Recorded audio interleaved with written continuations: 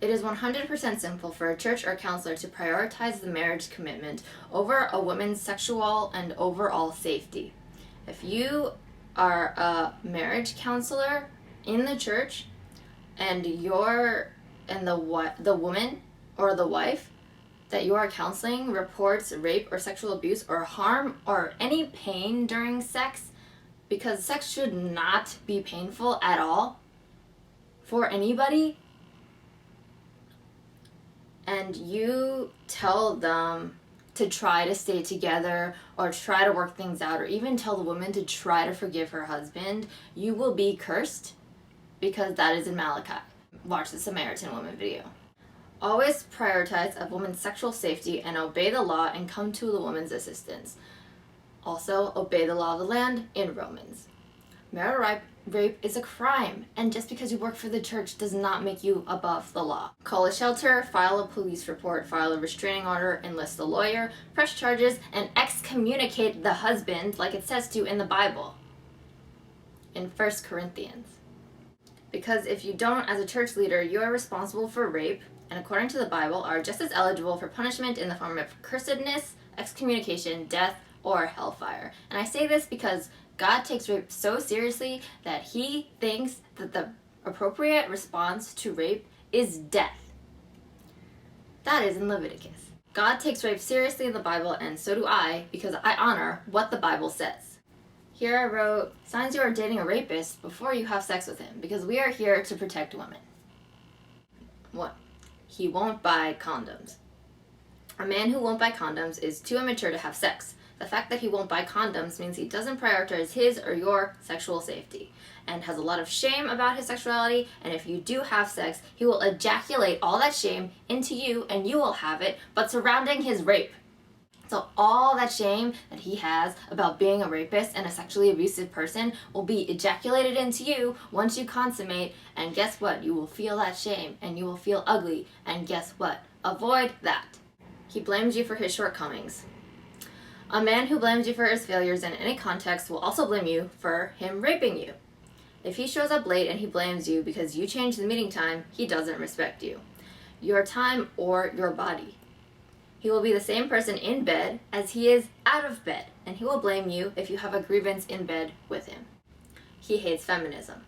A man who can't respect women and thinks that men should be believed over women who report rape doesn't even consider the collective trauma that women experience during rape. He will rape you and wonder why you are crying afterwards. He doesn't listen to you or support you emotionally. A man who cannot listen to your feelings cannot listen to your body, and he will tell you to shut up during sex like he does when you are not having sex, and he will rape you. Here, his family comes from a country where marital rape is legal. Oftentimes in these countries, marital rape is not only legal but socially encouraged within families and communities, and you do not want to put yourself in that situation. A quick Google search will tell you what these countries are, but I will read them out loud to you right now. They are Ghana, India, Indonesia, Jordan, Lesotho, Nigeria, Oman, Singapore, Sri Lanka, and Tanzania. Tanzania for y'all Americans. And I'm sure there's more, but these are the ones off the list that I'm reading. The Bahamas, Lebanon, Malta, the Palestinian territories. A survey of laws in 73 countries found that rapists could avoid punishment if they married their victims in at least 9 jurisdictions, including Bahrain, Iraq, Philippines, Tajikistan, and Tunisia. And that is just a small sample. Do your own research. Honestly, personal account, I went on a date with a guy from Ghana and I was like, never again, because this dude is a rapist. Continuing with the list. He's not romantic. Women need to be pursued romantically, and sex in marriage and relationships is earned through romance. If he isn't romantic, he is incapable of earning sex and intimacy from you. He doesn't have close friends. A lot of men don't have close friends and treat their friends like colleagues rather than friends. If a man can't sustain close relationships with other men, then he can't be trusted into the most intimate part of you and your body. He is thirsty or in a rush to get married. A man who just wants sex from you doesn't value you as a person. He just wants your body. And likewise, a man who wants to rush into marriage just wants a wife as a commodity and not an actual loving relationship. He complains about his responsibilities. A man who complains about basic responsibilities like doing taxes or taking care of his parents or children if he has them will not enjoy or desire to take care of you. He will complain about you sexually and not endeavor to serve you in marriage or in bed. He asks you to do things for him. Men feel good when women ask them to do things for them. It makes them feel valuable and useful and accomplished. If a man asks you to do things for him, it means he's spoiled and entitled and not worthy of a woman. A woman should only do things for a man out of appreciation for what he has done for her. This is how you allow a man to lead. He has anger issues. This one is obvious, but a man who has a temper outside will also have a temper in bed with you. Men are the same in bed as they are outside of bed. Men don't hide the fact that they are rapists outside, so nothing should come as a surprise. He's addicted to porn. Porn desensitizes people and makes them emotionally disconnected during sex and sexual pursuit. If you feel like he likes sex more than he likes you, well, he does, and will forgo you in favor for sex with you, which is rape. He wants to marry you, so you have to have sex with him. Maybe you've told him you want to wait for marriage, and he's down to wait until then, but as soon as you get married, he thinks he can use you as his personal sex doll / dead fish, but buy that man a sex doll and GTFO.